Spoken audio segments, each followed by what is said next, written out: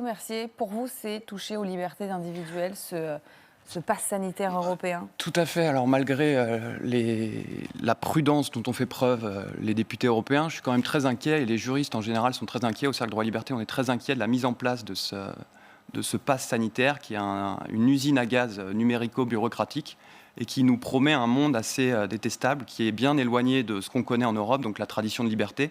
Et là, on a l'impression que les députés européens ont oublié qu'ils étaient européens, et on se demande s'ils ne sont pas chinois, puisqu'ils nous promettent un peu un contrôle social à la chinoise, où nos libertés seront conditionnées à notre santé. C'est un monde où le gouvernement va pouvoir nous demander de prouver qu'on n'est pas contaminé par une maladie qui n'est pas la peste, pour avoir simplement le droit de participer à la vie en société. Alors, qui a envie dans ce monde de montrer son QR code?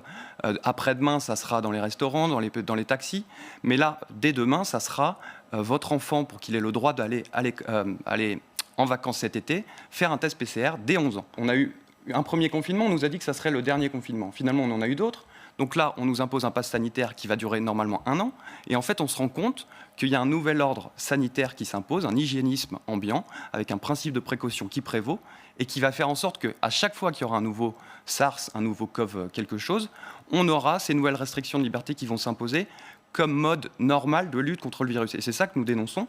Il faudrait penser plutôt à donner des moyens à l'hôpital, permettre au gouvernement de soigner les gens, mais pas de restreindre leur liberté pour leur santé. On nous demande déjà certains vaccins dans des pays africains, par exemple. Ça, pour vous, c'est déjà donc une restriction des libertés. Ça fait des années et des années que ça existe. Quand on demande à quelqu'un d'être vacciné contre le paludisme, il faut bien prouver ensuite. Mais quel danger le paludisme a-t-il sur notre santé comparé à un virus comme le Covid-19 ?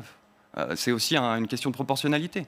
On sait que, par exemple, les plus jeunes ne sont pas à risque. Alors, on dit qu'ils peuvent transmettre le virus, mais en attendant, nous ne sommes quand même pas confrontés à un virus comme le paludisme ou comme les autres maladies dont la vaccination est obligatoire. Il augmente quand même la mortalité de l'enfant. Tout est mortel. Écoutez, tout est mortel. Non, mais la mort fait partie de la vie. Et si on nous interdit de vivre pour ne pas mourir, bientôt on nous interdira de faire de la moto.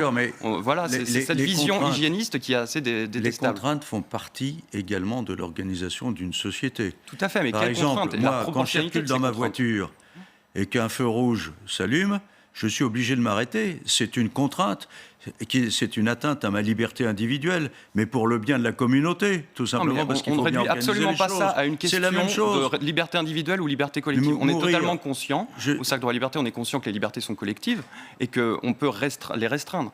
C'est une question de proportionnalité et c'est aussi une question de philosophie. Quel monde veut-on pour demain ? Un monde de liberté ou un monde de sécurité hygiénique? Mais est-ce que vous pouvez admettre que si on est vacciné, on retrouve la liberté, justement? Mais ça, c'est un marché faustien. Vaccinez-vous, vous serez libre. Mais c'est pas comme ça que ça marche. On nous met une barrière et on nous donne une petite clé qui nous permet d'entrouvrir cette barrière. Et en plus, on devrait dire merci. C'est ça, le pass sanitaire. Mais non, c'est une philosophie qui est à remettre en cause, vraiment.